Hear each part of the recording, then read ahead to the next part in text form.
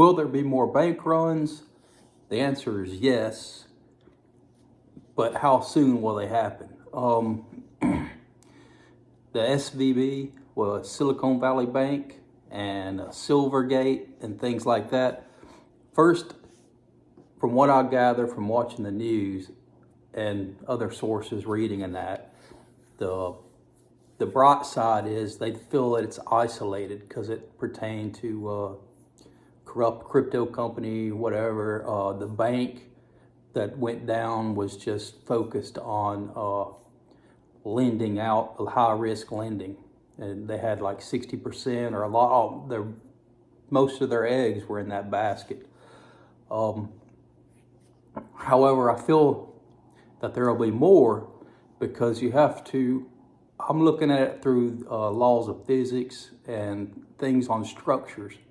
For example, if you put some trim board, and I do some construction stuff, but if anybody's ever had something break or you have something made cheap or anything like that, you know there's a solid point to it and then some frivolous things on it. For example, your trim board breaks, and you don't have any trim board, so you piece it back together, you might super glue it, put some caulk in there, cover it up, and well, it's temporary until I get something else. Any kind of stress, or you have a support beam, how's that? And there's some stress in it. You got like 8 support beams, one of them breaks or something, so you put some nails in it and put it back up. You don't want to walk on it, anyway. In reality, if someone was to walk on that, you'd add more stress to that point. And that point where you pieced it together, it breaks. So your whole whatever on that support beam is pretty much, it's a whole system, a whole structural system there, and whatever on there isn't supported. That could be used as an example. Not that this bank was a whole structural system, but it's part of a system. Money flows. It flows from one point to another point. And there's a middle, and there's a head and a tail and an end. So it's part of a system, part of a structural system, like a baseball or anything else. And if it's made cheaply, or if it breaks and you got pieces on it, when it gets some shock or extra stress, like interest rates or anything like that, the frivolous pieces, the parts that have weak structure, they're the first to go. So if you look at our banking system or our financial system or whatever you want to call it, what's the first to go? Crazy little cryptos that have no value really at all, but they're also something new that's been created since 2008. And you might dig a little deeper, may go further than that, but it's the traditional banking system is your core, basically, and these extra things that are on top of it, or these things that are pieced together, weak in structure, they're going to be the first to go whenever. And you already had 2 of them, right? You had Silvergate, and you had Silicon Valley Bank. So it's not that they're isolated; they're just the first to go. And anytime you would have a failure like that, and in anything, the first to go is the stuff that's more broken than the rest, or stuck on there with bubble gum, and it's just the first to go. And so I feel that, and you can get into the math and look at whatever's doing what, but and the whole system also is your interest rates, but also it's bad lending, it's a lot of things.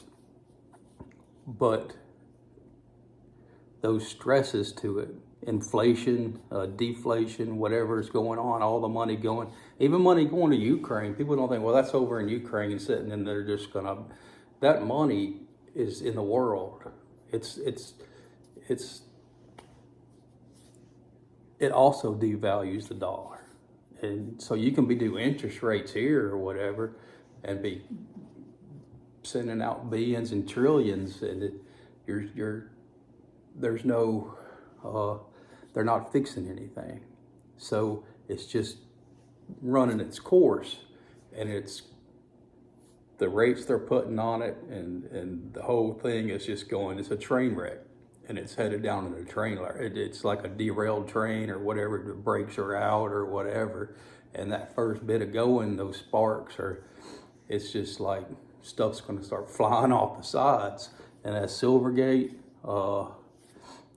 Silicon Valley Bank, and as it keeps going, it's just gonna start coming apart like one of them rocket ships going up, and it just pieces, just all the crappy pieces that are just glued on there with bubble gum are going to start just falling off.